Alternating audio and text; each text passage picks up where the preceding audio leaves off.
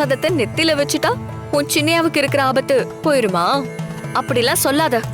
இது கனகதுர்கா கோவில் பிரசாதம். அதோட சக்தியை பத்தி உனக்கு தெரியாது. அந்த அம்மனோட துணையாலதான் சின்னையாவ பெரிய ஆபத்துல இருந்து காப்பாத்துன. அதுக்கு காரணம் என்னோட அருள் மட்டும் இல்ல துர்கா, உன்னோட புத்திசாலித்தனமும் உன்னோட மாங்கல்யமும் சேர்ந்துதான் உன் சின்னையாவ காப்பாத்திருக்கு. என்ன பேச்சே காணும்? அம்மனோட அருளை பத்தி தப்பா பேசினல, அதனால அந்த அம்மனே வந்து உன் வாயை அடைச்சிருச்சு. இருந்தாலும் இருக்கலாம், யாரு கண்டா? அப்படி வா வழிக்கு. சரி சரி, வேடிக்கையா பேசினது போதும். நேத்து என்ன நடந்துச்சுன்னு பார்த்தல. இனிமே நீ எச்சரிக்கையா இருக்கணும். ரொம்ப ரொம்ப ஜாக்கிரதையா உன் சின்னையாவ பாத்துக்கணும். ஒவ்வொரு நிமிஷமும் அந்த விஷ கன்னிக்காவால சின்னையா உயிருக்கு ஆபத்து இருக்கு, தெரியும்ல? தெரியும் தெரியும்.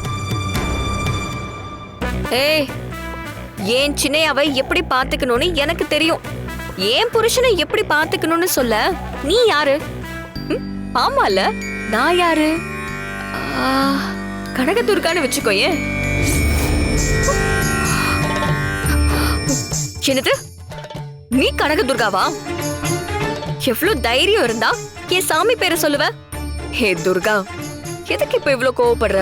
நல்லது யாரு சொன்னாலும் அவங்க சாமி மாதிரின்னு பெரியவங்க சொல்லுவாங்கல்ல. ஆமா, அப்படி பார்த்தா நான் உனக்கு நல்லது தானே சொன்னேன். அப்போ நானும் சாமி தானே? ஏய், நீ என்ன குழப்புற. எப்படி பார்த்தாலும் நீ கனகாதான், கனகதுர்காலாம் இல்ல.